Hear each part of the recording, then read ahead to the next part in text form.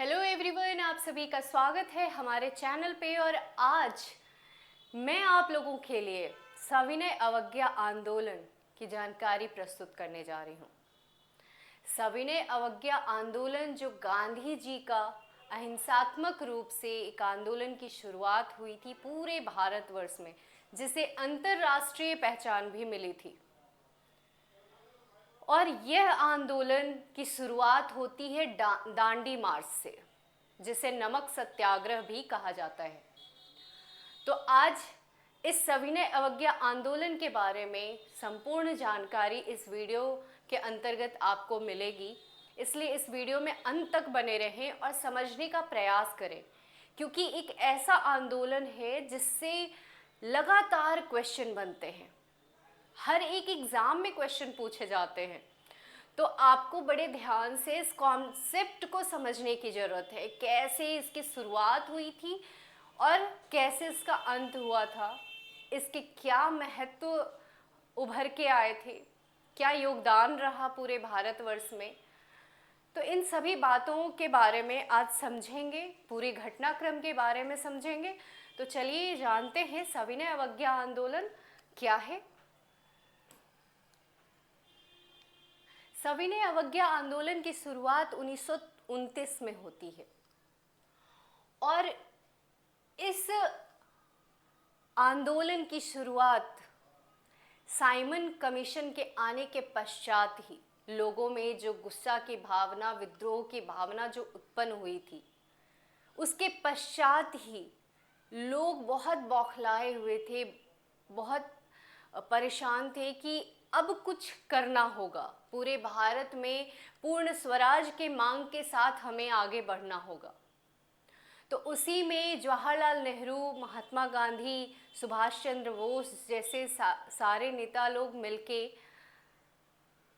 रावी नदी के तट पे स्वतंत्रता का झंडा भी फहराया और वहीं से उन्होंने पूर्ण स्वराज की मांग की शुरुआत करी।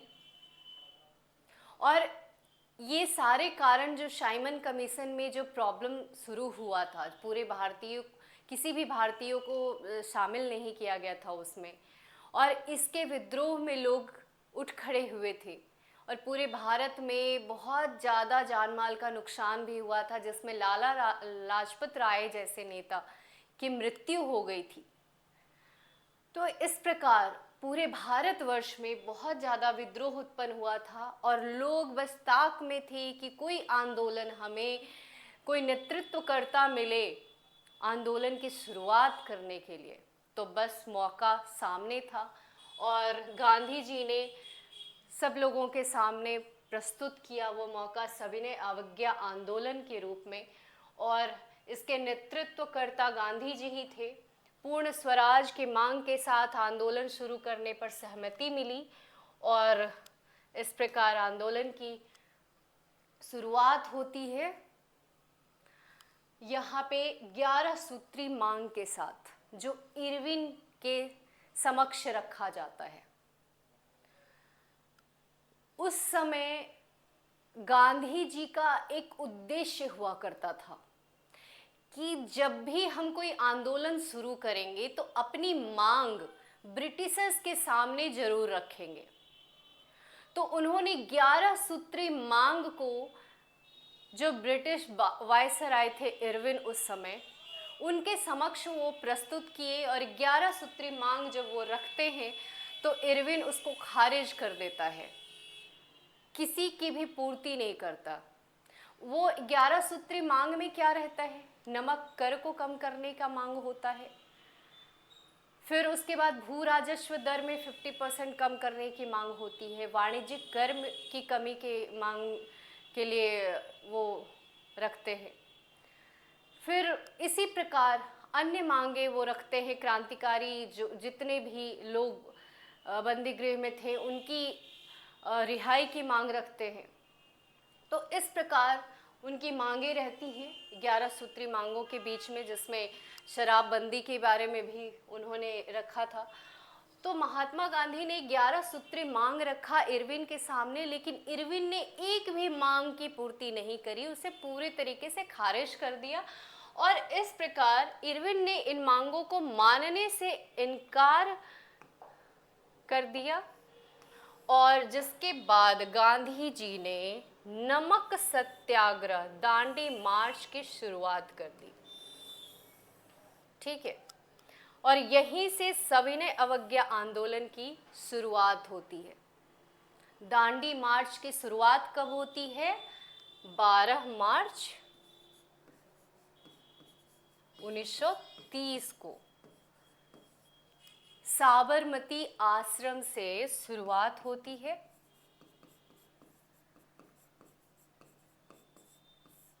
साबरमती आश्रम से गांधी जी निकलते हैं 72 अनुयायियों को लेकर के और उनके साथ वो दांडी मार्च शुरुआत करते हैं।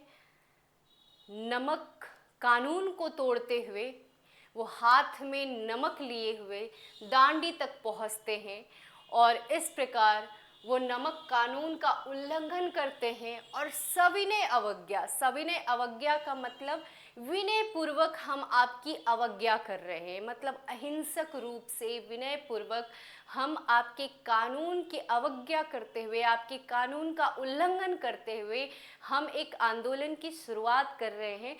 तो ये सविनय अवज्ञा आंदोलन था जो पूरी तरीके से अहिंसक रूप से शुरुआत करी थी और कोई भी ब्रिटिशर्स ये सोच नहीं पाया था, यहाँ तक कि इरविन भी नहीं सोचा था कि पूरे भारतवर्ष में इसकी इतनी पहचान होगी, इस दांडी मार्च का लोग इतना सम्मान करेंगे और यही नहीं पूरे भारतवर्ष में ही नहीं, ये पूरे अंतर्राष्ट्रीय रूप से इन्हें पहचान मिली थी। और अमेरिका में वहाँ की पत्रिका में गांधी जी का फोटो के साथ ब्रिटिशर्स के हिंसक रूप से जो व्यवहार हो रहा था उनके बारे में पूरा उल्लेख किया गया था।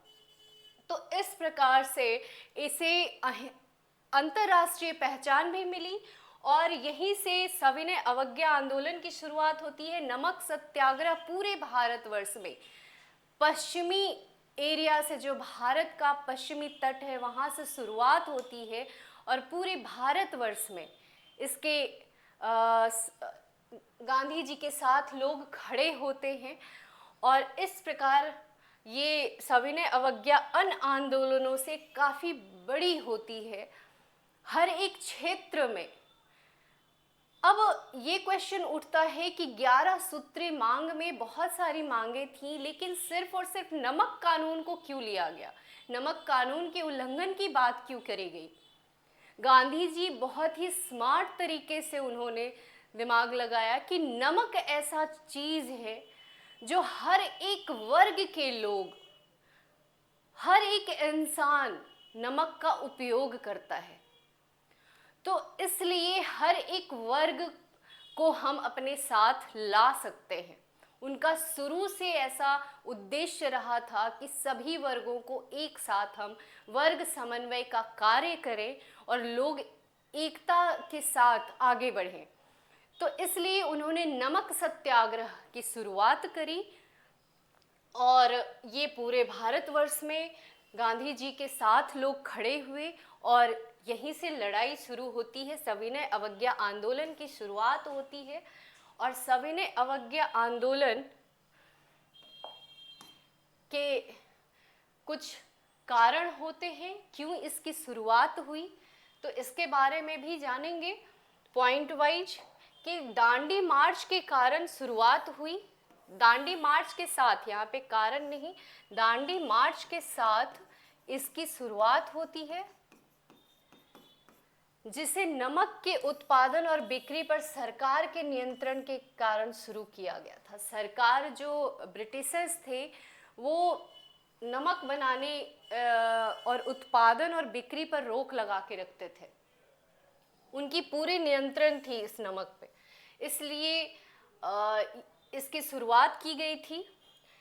इस दौरान इतने सख्त कानून थे कि अगर कोई रेत पर पड़ा एक मुट्ठी समुद्री नमक भी उठा लेता तो उस पर जुर्माना लगाया जा सकता था। आप सोचिए कि कितना कड़ा कानून था कि रेत पे पड़ा थोड़ा सा नमक अगर उठा ले तो उसके लिए उसे सज़ा भी मिल सकती थी। तो इस प्रकार से इतने कड़े कानून के साथ ब्रिटिशर्स आगे बढ़ रहे थे और इसीलिए गांधी जी ने नमक सत्याग्रह की शुरुआत करी। इसके अलावा वर्ष 1928 में साइमन कमीशन के भारत आगमन से भारतीयों के बीच असंतोष की भावना उत्पन्न हुई और राष्ट्रीय भावना पनपने लगी थी, जिससे इस आंदोलन में लोग ज़्यादा से ज़्यादा लोगों की भागीदारी हुई, क्योंकि लोग विद्रोह की भावना में, राष्ट्रीयता के भावना में बहुत ज़्यादा उमड़े हुए थे। लोग ऐसा सोच रहे थे कि किसी आंदोलन की शुरुआत हो और हम उसमें अपनी हिस्सेदारी दें।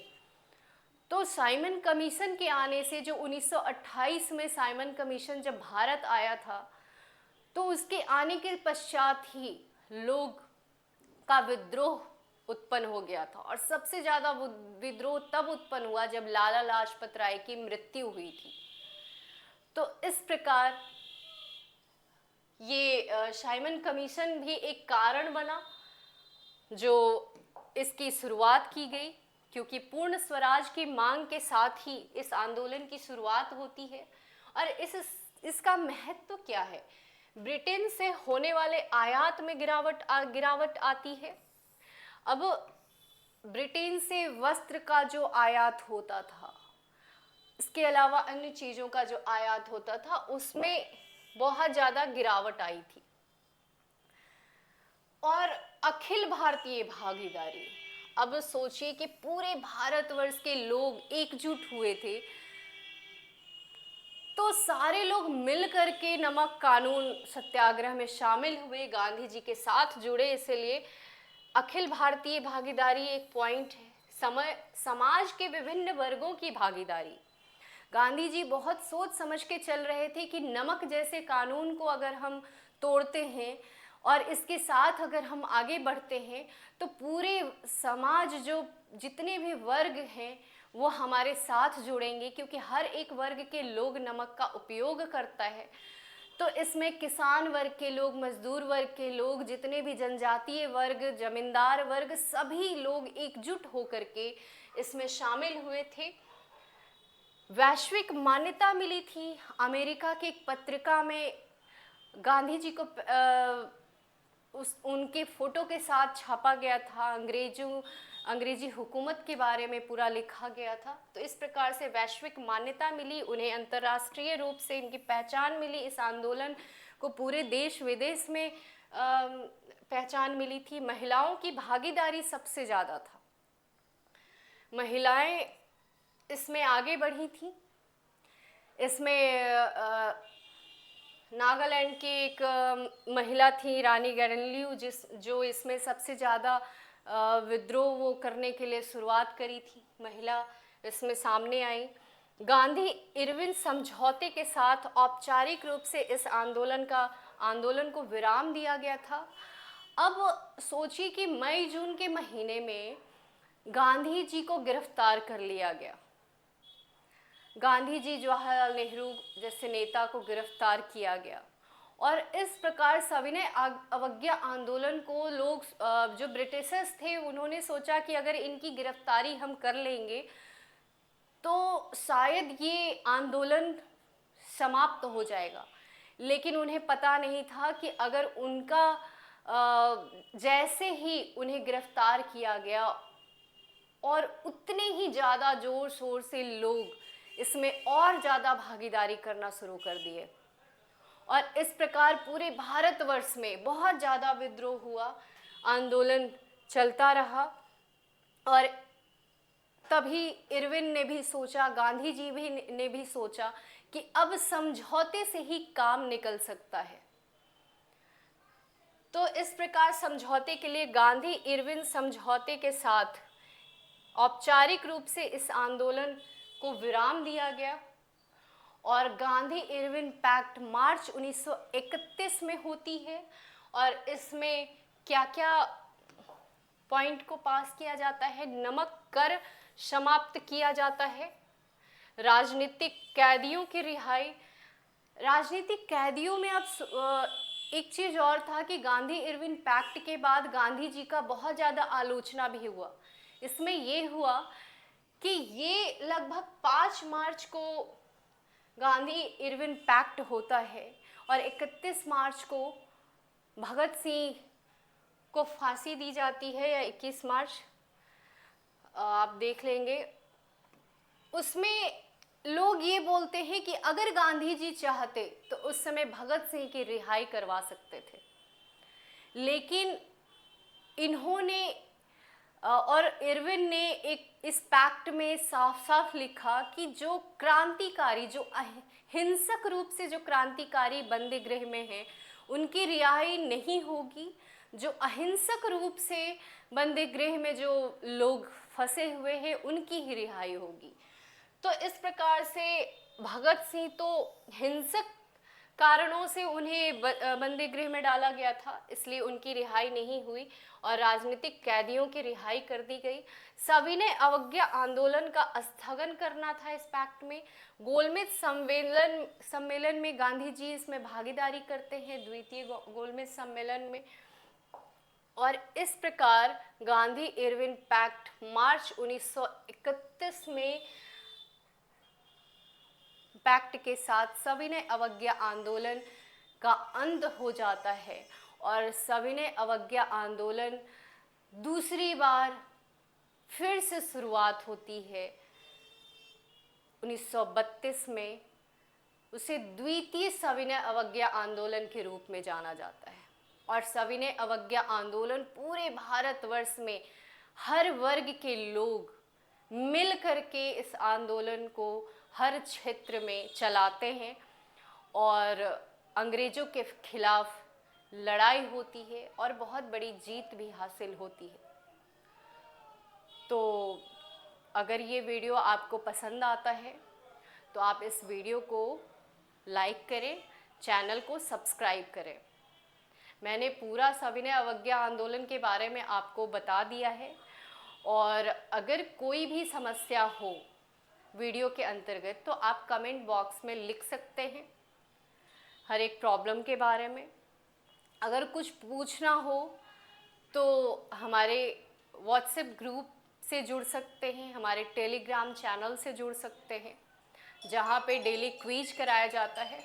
तो चलिए, अगर आपको ये वीडियो पसंद आता है तो चैनल को लाइक ज़रूर करें। धन्यवाद।